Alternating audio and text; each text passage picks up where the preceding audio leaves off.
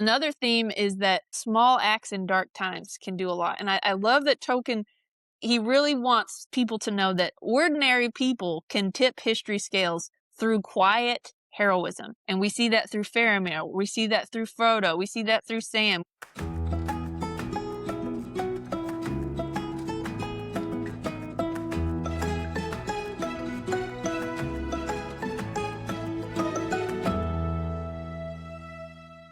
Welcome to the Recap Book Chat.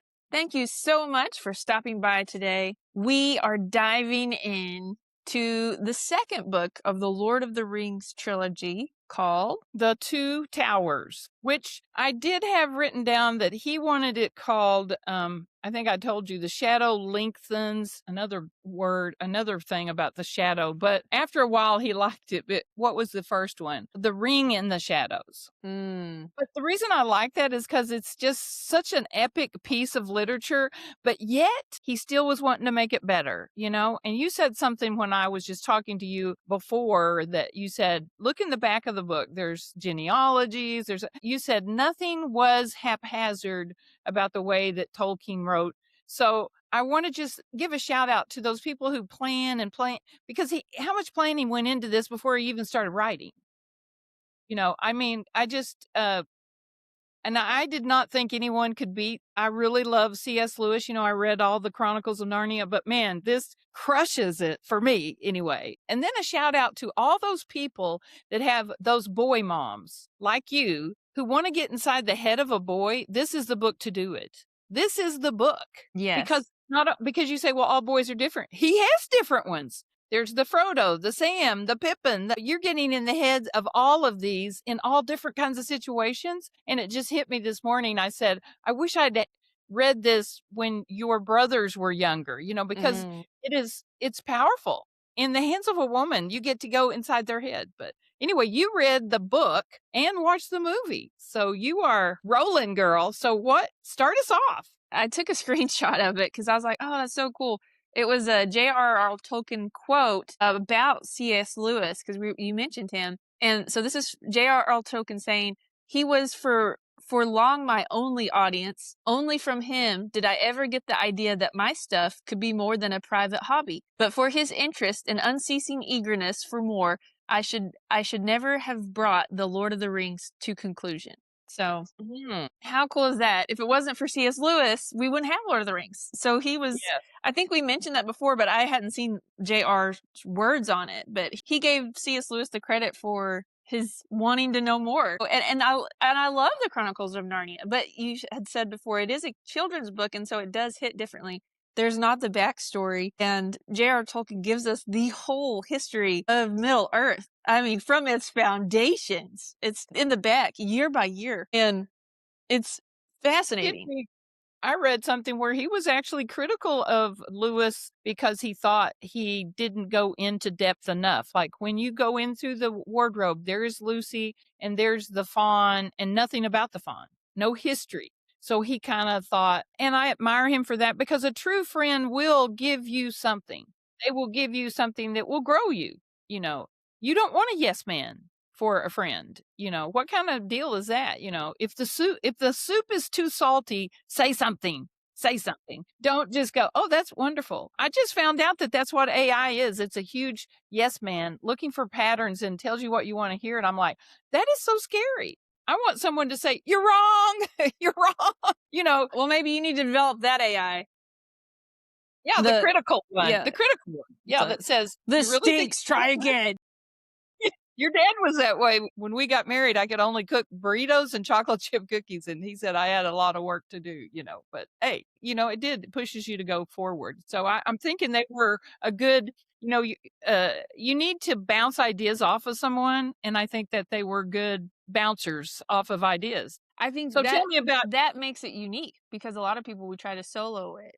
So there is something that comes from, I think we got a lot deeper than we could have. And he said that. And so, the best of the best. Yeah, it's so cool. So we're starting in book 2, The Two Towers. Boromir dies. So we're starting off where Boromir had tried to take the ring from Frodo, and but he redeemed himself. And so this is not a Really? spoiler alert because it happens right off the bat. And then we see the split in the Fellowship. We see this, and that's what's interesting about this book, The Two Towers, as opposed to the Fellowship, is we have two different narratives going on.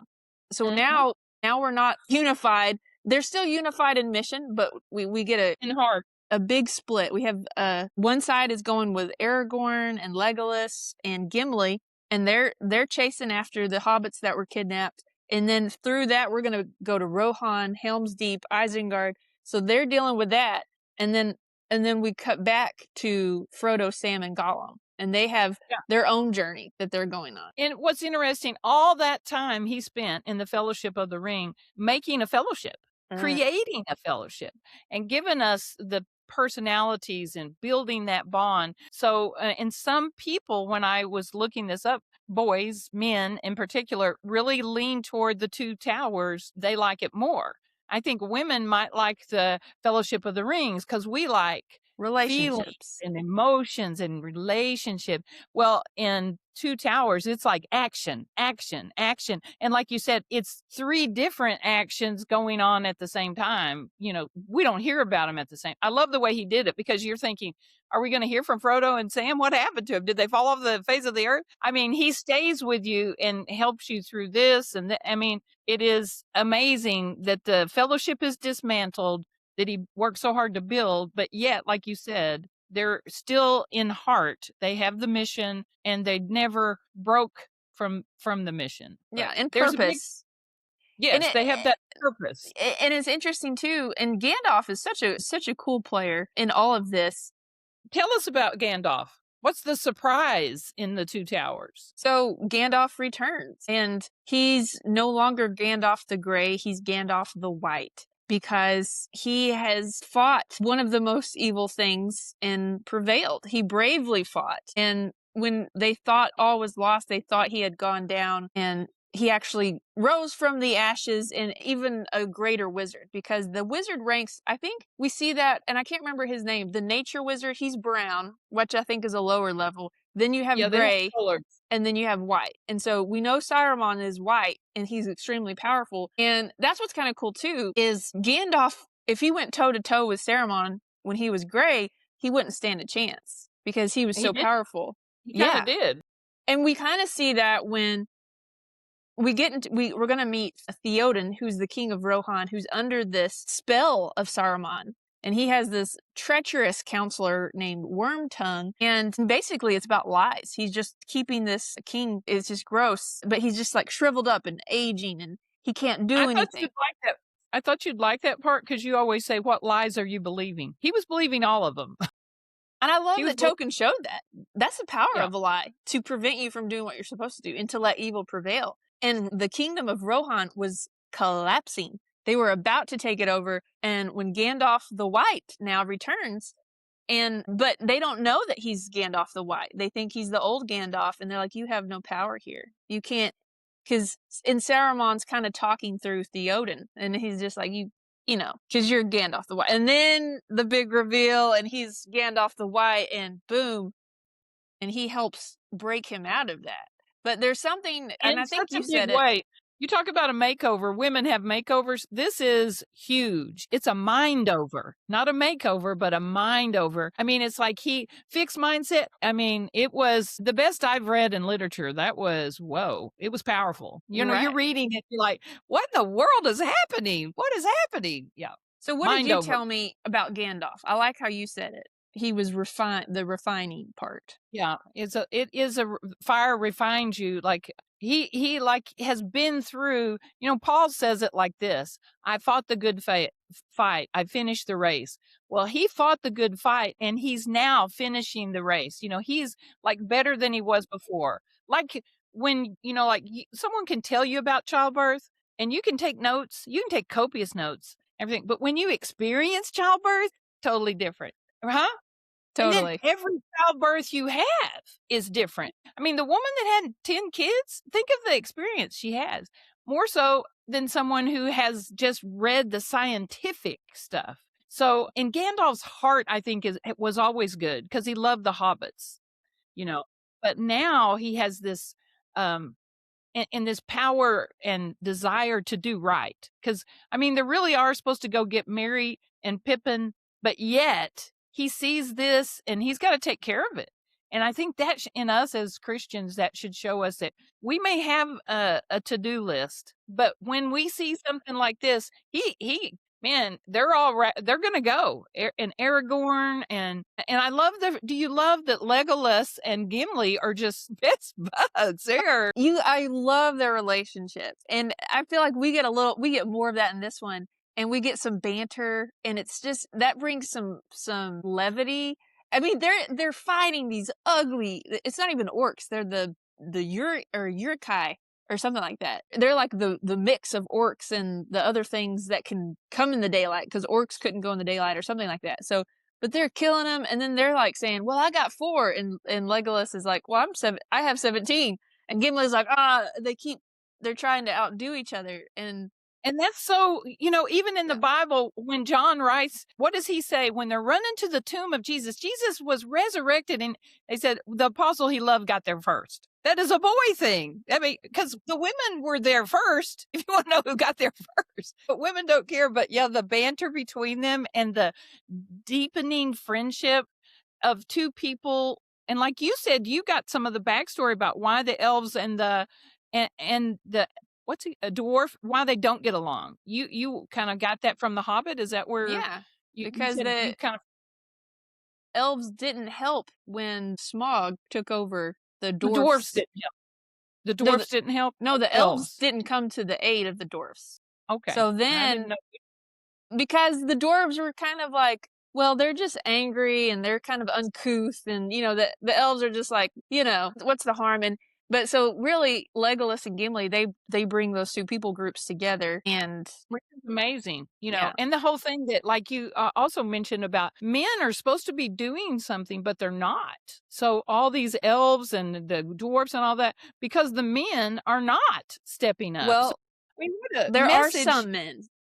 Yeah, we're not talking about Oregon, of course. I mean, we have Faramir. We have yes, and King Theoden's nephew was doing good. Is Elmer? So, I mean, we have some gallant men, but as far as the leadership of men is lacking. Yeah, has crumbled. I have a quote I have a couple of quotes, but this one is from Sam, which I love Sam.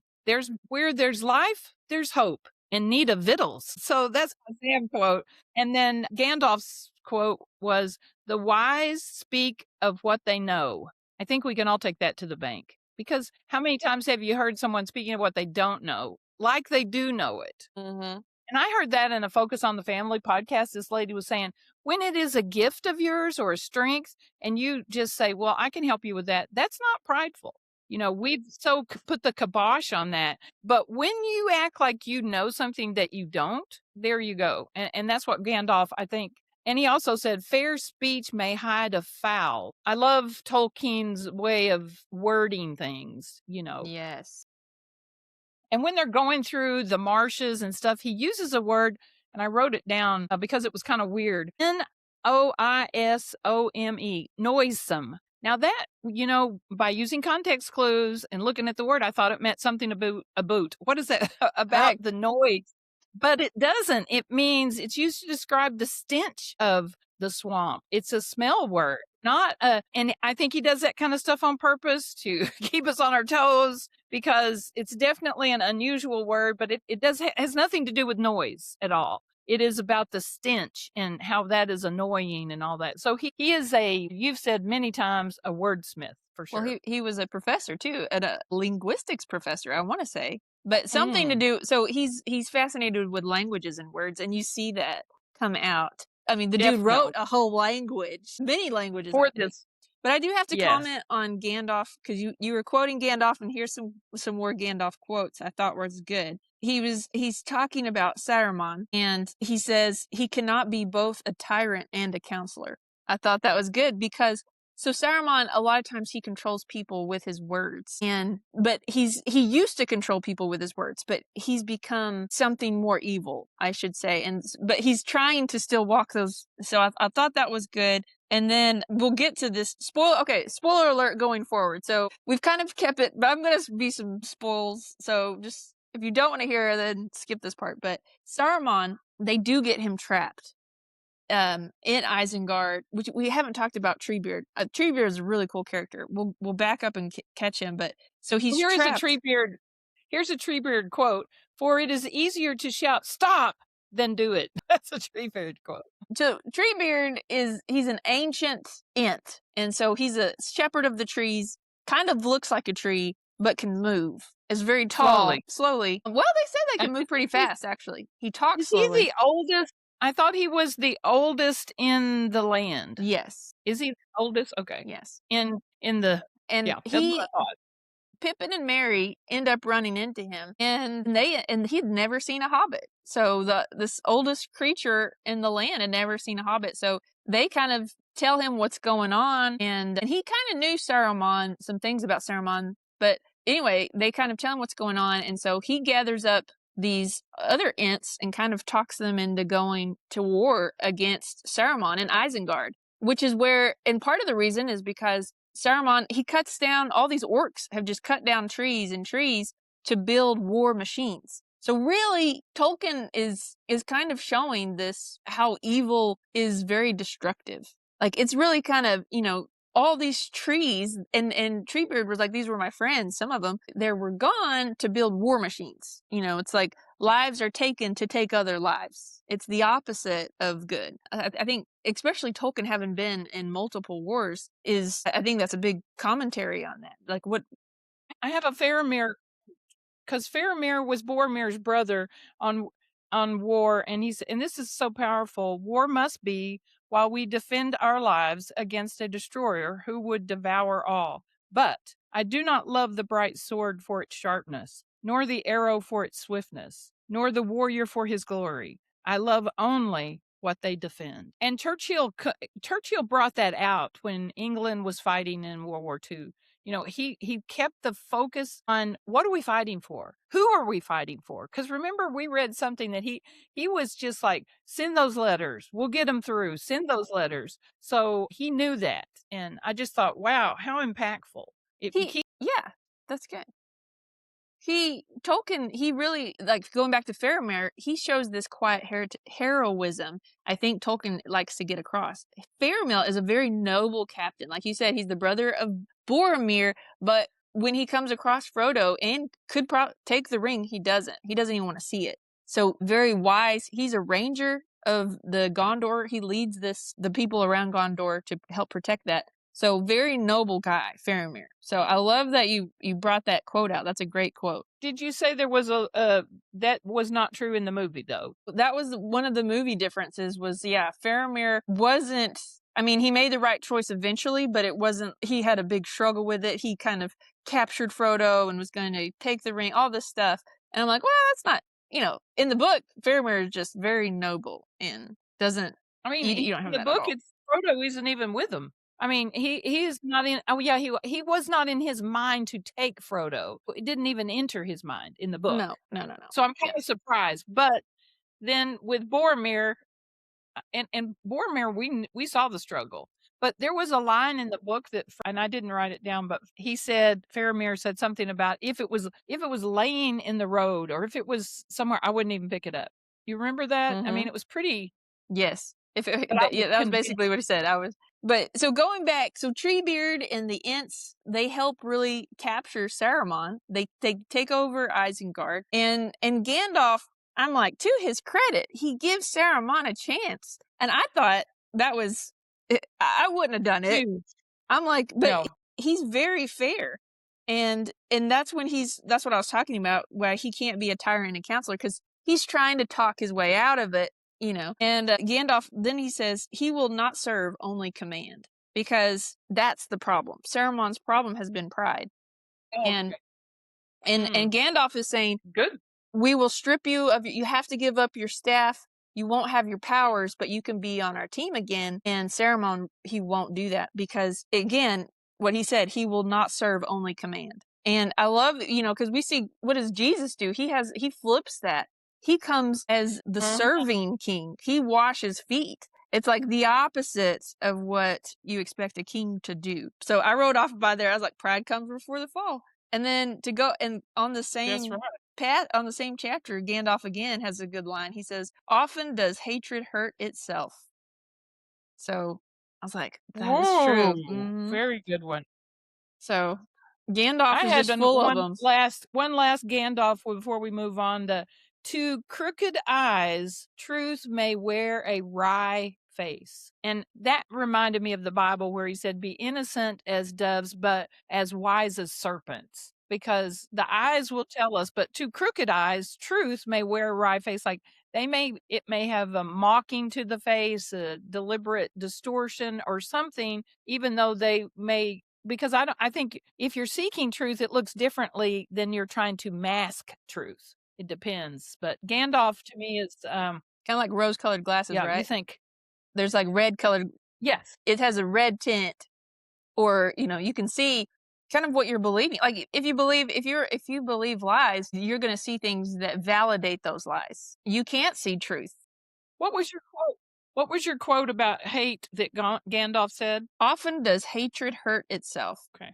And that he was talking about Saruman. I think that's and then so true. Another good Treebird quote, I like this one.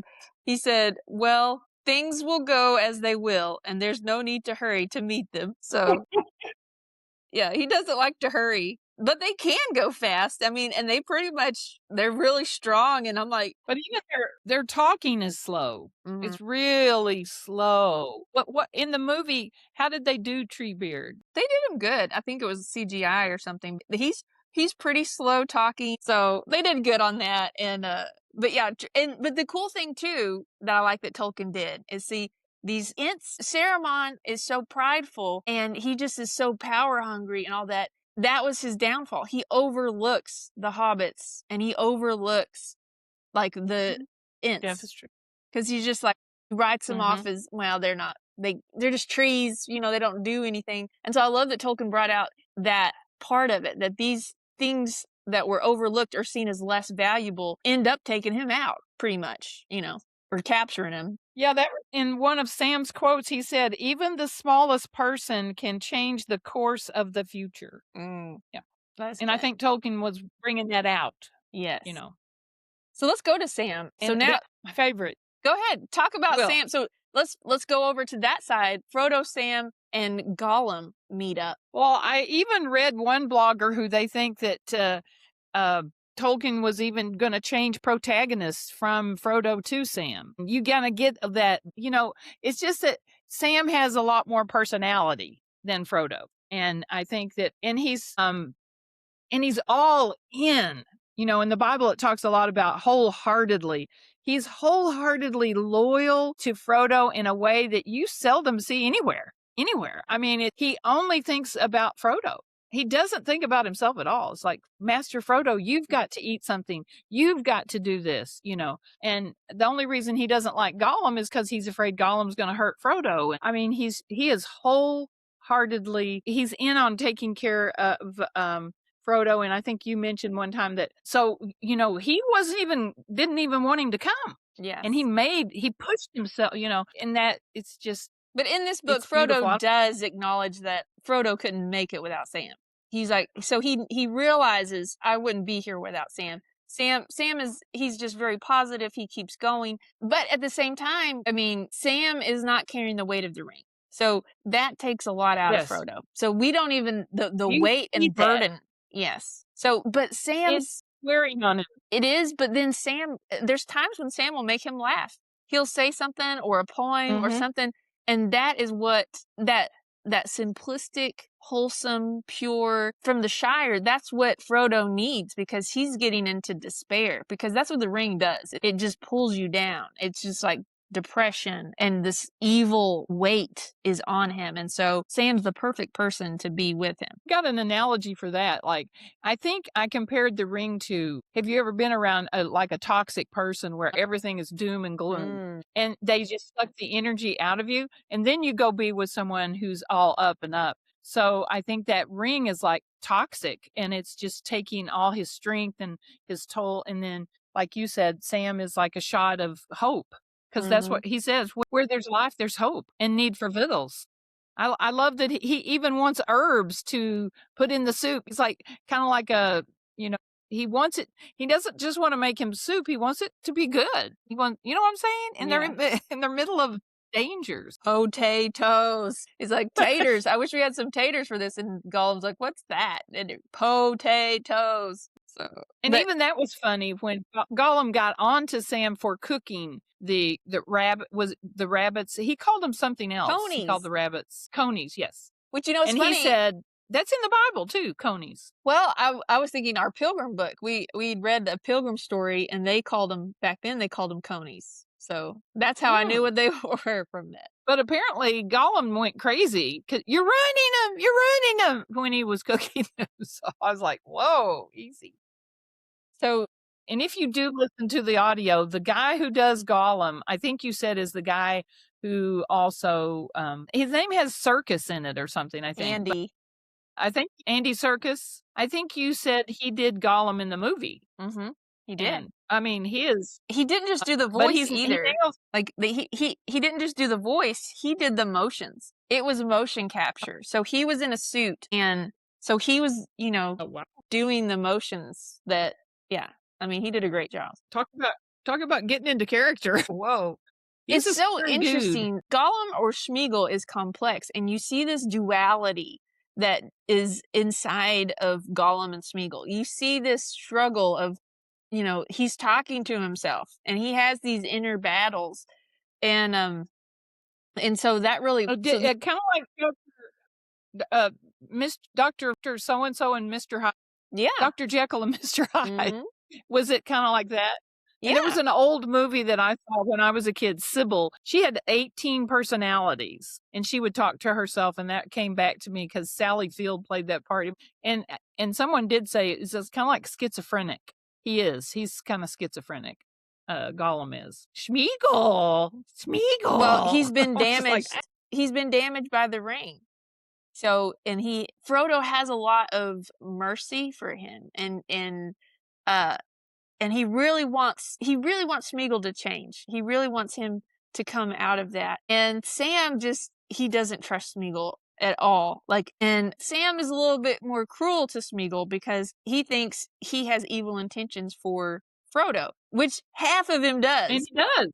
Half of him does, and half of him doesn't. So there's that. They have Gollum and Smeagol are always at each other, kind of. And Sam, like I said, he's wholly dedicated to taking care of Frodo, no matter what. He would sacrifice himself in a heartbeat. So he sees Gollum as untrustworthy, and he's all the things. Gollum's all the things that Sam is not. He's disloyal. He's focused on self. He's all the same things that Sam isn't. So therefore, I can see, why they're at odds. And you are right.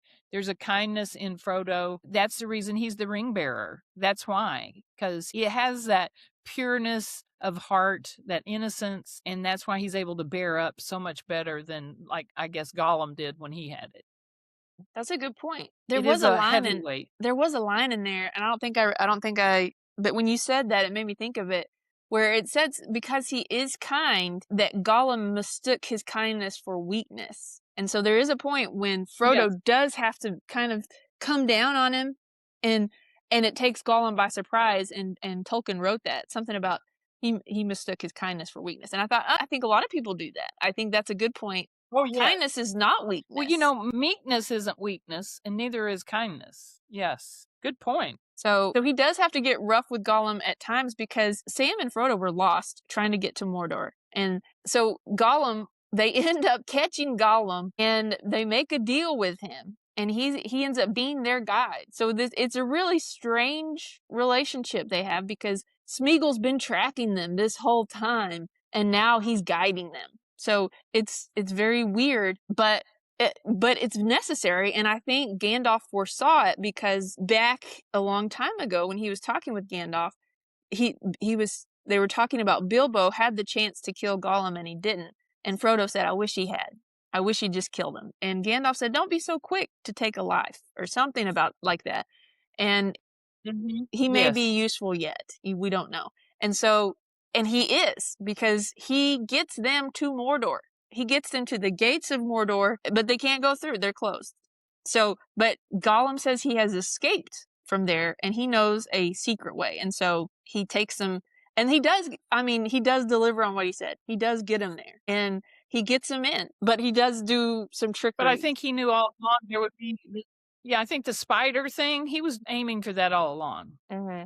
I think he was planning that. So the spider attacks him. I did have an Aragorn quote, which I think is powerful. The hasty stroke oft goes astray. Ooh, that's Powerful. A great line. I mean, I'm talking to myself there. I wish. How many times have you made a mistake because you were hasty? You know, the hasty stroke off goes astray. I would say it almost always goes astray for me anyway. And I love this quote. It reminds me of, and I can't remember, it's in Psalms, but this is the day the Lord hath made. Well, this is Aragorn's way. No one knows what the new day may bring him. That's the positivity. We have to leave Gollum and get to something positive. And then you have Aragorn, who, wow.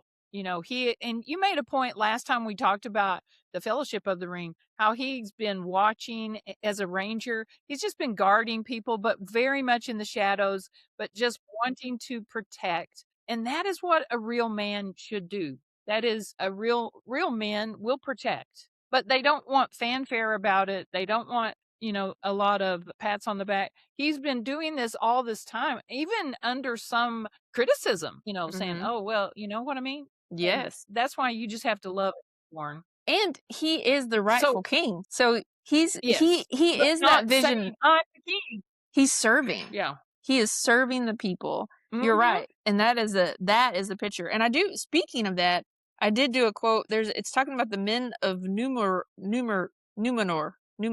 And I thought this was interesting because, so you're talking about the noblemen, and this is the opposite side. The men of Numenor were settled far and wide on the shores and seaward regions of the great lands, but for the most part they fell into evils and follies. Many became enamored of the darkness and the black arts, and some were given wholly to idleness and ease, and some fought among themselves until they were conquered in the weakness by the wild men.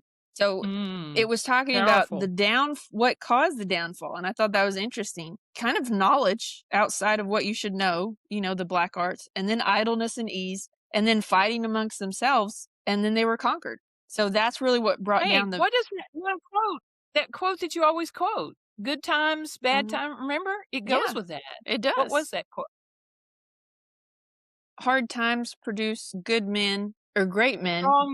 Strong men. Something like that. Great men, strong men. And then they produce good times. And then good times produce weak men. And then weak men produce bad times. And it's a cycle. Bad times produce great men. And yeah. And that's what you're talking about here. That is the idleness and ease. The thing about we don't, in our society, people look down on work. Oh, I'm just going to make it to Friday. Instead of thinking each day brings something. Your purpose is the same every day. It doesn't matter what day of the week it is.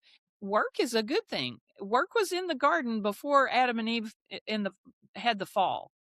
Before the fall, he was supposed to work the garden. And have you ever done a job and then, I think we talked about decluttering, or you do the job and it was pretty intense, and then you're like, you feel so good about that. I don't know where that lost, but they said, like years ago, kids had chores. I know as I started teaching in 1981, every kid had chores to do. But as I ended, there were some kids had nothing. They had no chores at all at home, which was weird to me. When I started, they had to take out the trash.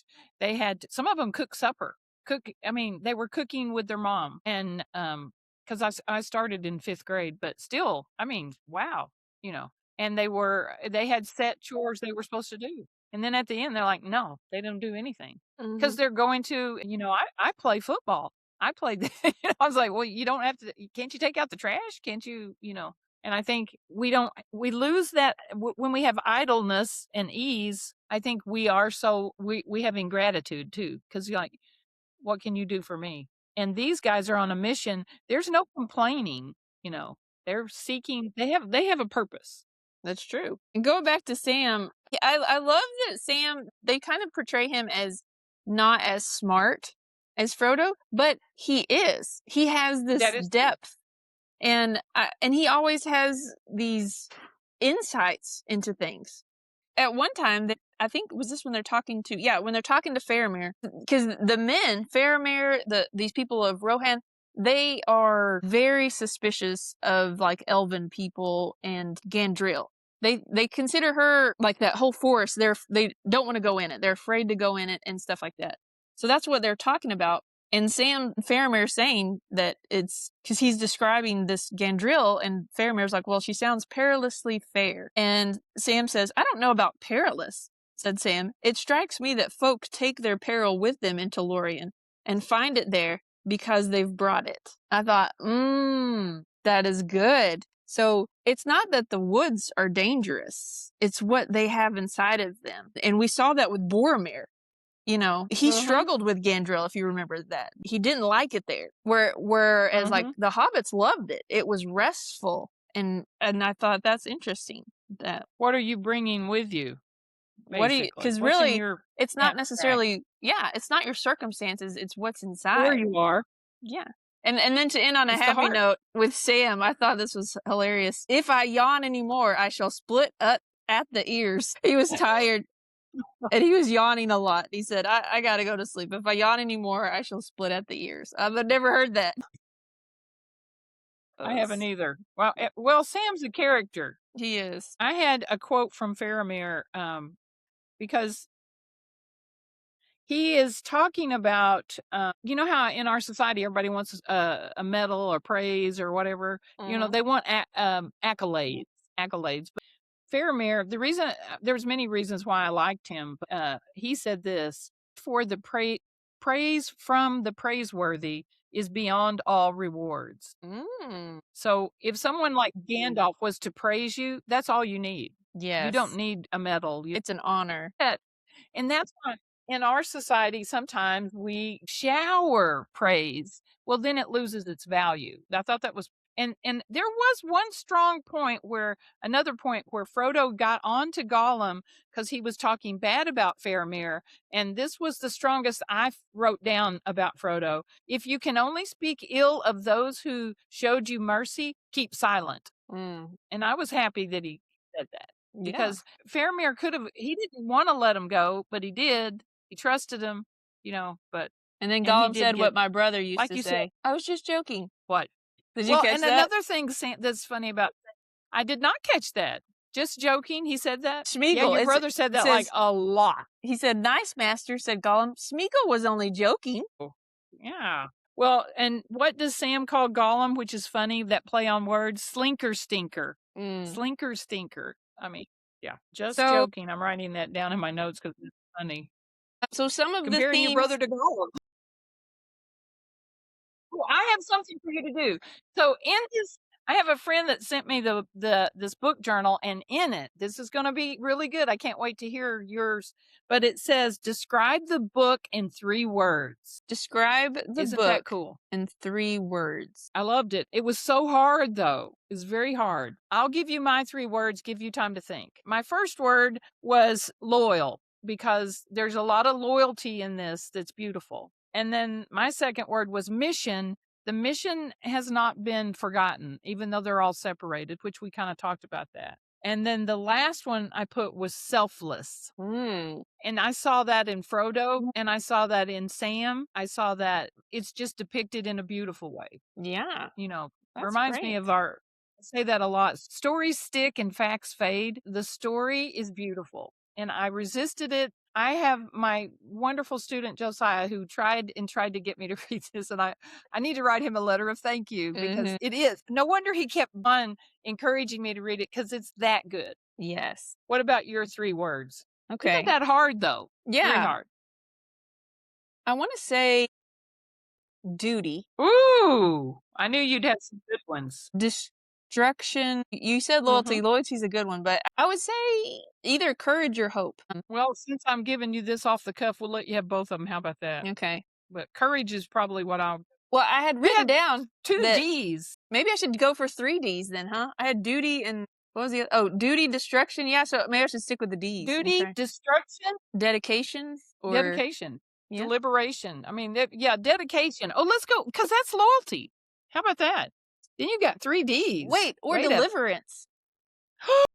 Because Theoden was delivered. A lot of things were delivered. Mm-hmm. There you go. 3 alliteration. Kudos. Good job. I loved your 3 words: duty, destruction, and deliverance. Let's try this next one. It says, what is the most surprising moment? And I put, when Gandalf returns, he was refined by fire. He sweeps Aragorn, Legolas, and Gimli into war with Rohan and Isengard in that war. So that was my surprise. I mean, I thought he was dead, They all did. And I love that he came back. That's a great one. Yeah. Surprising moment would be that Saruman was caught. I wasn't expecting it. The whole tree people caught me by surprise that they're the ones that were able to catch Saruman. I thought that was really cool. And apparently Saruman was surprised by it too. So Yes, because like you had said earlier, it's just like people disregard kids when kids have more input. And Jesus never disregarded kids. He said, let the little children come to me. But I think people kind of disregard kids. And I think Saruman, he thought, tree, they can't do anything. Hobbits, and the people who were really instrumental in seeing it happen. I think Gandalf kind of pointed that out. He hinted at it way back when he first was revealed to Aragorn and them, and he said he may see a lot, but he doesn't see everything or something like that, because he's looking for soldiers. He's looking for, he's not looking for the hobbits and the tree. You know what I'm saying? Yes. He overlooks them. Yeah. So we kind of see we find what we're looking for. You're either going to see the glass half empty or half full. But he was so prideful. He kind of thought the glass was all full, and he was so, he limited his possibilities because of his pride. We should be like, with God, all things are possible. And we have to know that. Because if you just went with the possible, well, I mean, would the Pilgrims have ever came to America? They had to go with impossible, because that's impossible odds. There's a lot of impossible things that happen. And if we limit ourselves to only what we can see, what we can, just think how the world would be different. But you're right. Pride blinds us. And that's why pride comes before the fall. Some interesting movie differences, because I know you haven't seen it yet. Just to prepare you, because what surprised me in the movie, because Aragorn has a death scene, and I'm like, what? Yeah, like they're fighting these Yuriks or orcs, or they're fighting these guys, and he ends up going over this cliff, and I'm like, I don't remember that in the book. And then Legolas is sad, and everybody's sad, and I'm like, what? I don't remember that. So, but obviously he didn't die. I wonder if that's in the 3rd book. And they moved it up and did some changing. Maybe. Yeah, this was, I haven't watched the movie, but I've read the movie trivia thing, and he was almost really severely hurt, but his skill helped him, Aragorn. That was on the first one, Fellowship of the Ring. Yeah, it was. The guy with these orcs have so much makeup and prosthetics on, they can't see very well.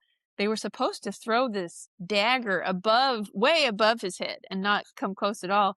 But it ends up coming right for his forehead, and he hits it away with his dagger, his sword. So good reflexes. And they left it in the movie. It is a cool scene because it's real. It's coming right for him. He's like, ding.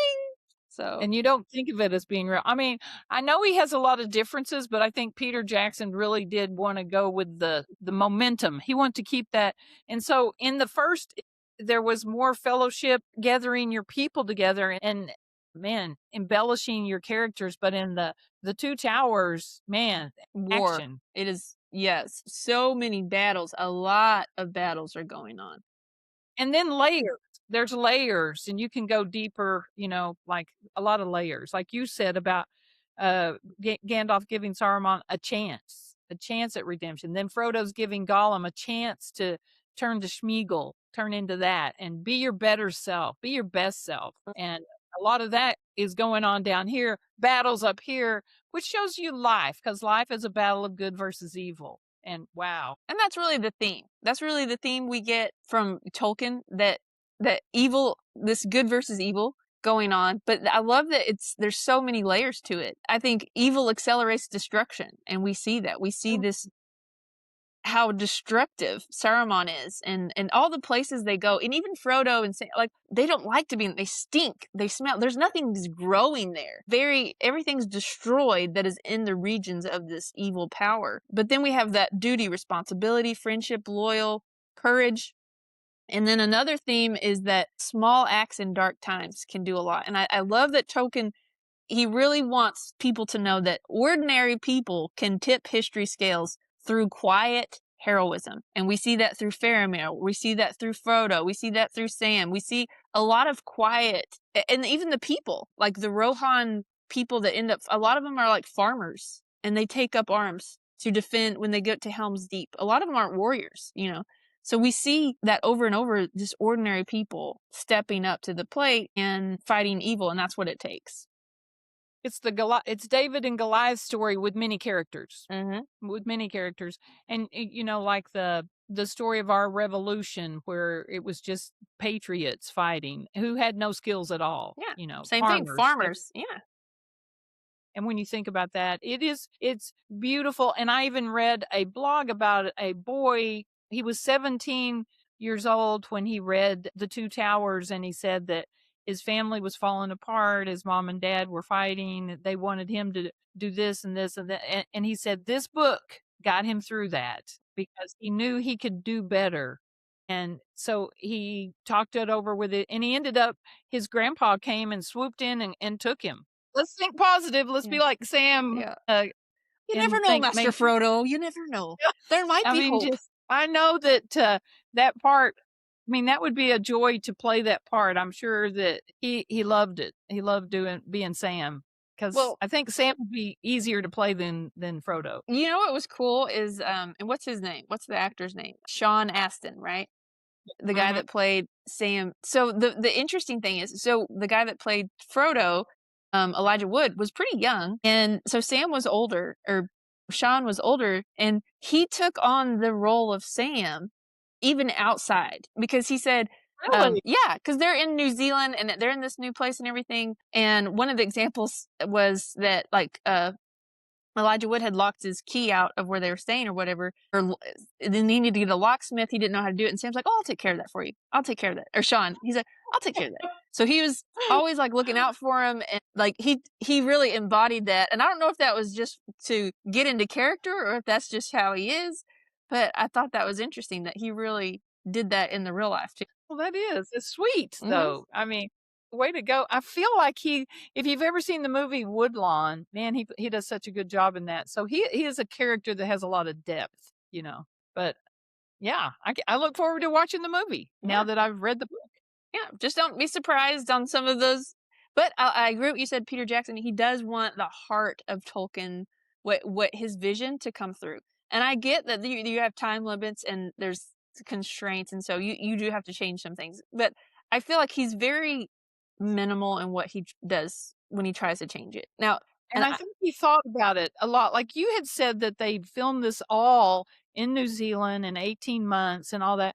That took a lot of, you know, because if he hadn't done that, you know, because my first question to you was, is Aragorn the same? I mean, I want Aragorn to stay the same. And you said, yes, he's the same. And because any people that weren't really well known, but that fit their part really well. So yeah, you know, like Gone with the Wind, they even leave out a husband and a kid in that movie, and you think she had another husband? You know, they stayed true to the movie, and you can see that. And they the theme, when the movie stays true to the theme of the book, that's the big thing. Yeah, I think, don't you? And he tried to get that. And there's so many people that watch the movie that will never read the book, you know. But you miss out on the background of it. Like, I feel like we know what's really going on. Well, when you get into the mind of the, you know, sometimes that's disturbing. Like when you read Crime and Punishment, you get in the mind of a psychopath. It's scary. But when you get in the mind of a hobbit, is a beautiful place to be. Yeah. I got these bookmarks from Thrift Book, which I think these would be perfect for a hobbit. It looks like this, but on the back it said, when winter seals the route ahead, cozy up with this book instead. That's and I thought cool. to me, the Hobbit home seems cozy, and they're sipping tea, and they like and Sam's good at that reciting poetry too, or the, you know, And then like the elves have songs and stuff, and I think that's another thing that Tolkien brings out. There's a lot of value in stories and memories because a lot of that's how things get passed down. And we kind of have lost that somewhat in our culture, but he really highlights that. Each of those, even the dwarves have songs and things, like everyone in there has their history. Yeah, that is passed down by songs or poems. And we have lost that because when I was a kid in school, I mean, a big deal was about Paul Bunyan, John Henry, and knowing all that. And there was always the theme of determination under hard times, and Pecos Bill. There could be some humor in it, but still they had hard times and they triumphed. And, but we kind of lost that. I don't know why. I know, what does C.S. Lewis quote that's really fabulous? It says something about you will reread fairy tales or something. I know you've seen that, but it's like you'll get a lot from that fairy tale when you're like reading it to your child. The good stories you read again and again. And I think that, like you said, we've lost that. I'll have to look that up. Yeah. But it's beautiful that they both love language so much. And I'm so tickled that you have finished it and you encouraged me to read it. I have a beautiful copy of it. I look forward to the next one. Yes. So that's a book. I mean, it is a book. It is a book. That is a wrap. That is a wrap on the Lord of the Rings Two Towers. We look forward to diving into the third one pretty soon. Yes, because I want to see how he wraps it up. And because it is just one book to him. Right now, it is January when we're recording this, and there's snow on the ground. Everybody has like coffee, cocoa. It's a wonderful book reading time, and we hope that you are jumping in and reading. We hope that you will connect and reflect. But read slow, try to connect, and then reflect. And we'll catch you on the next one.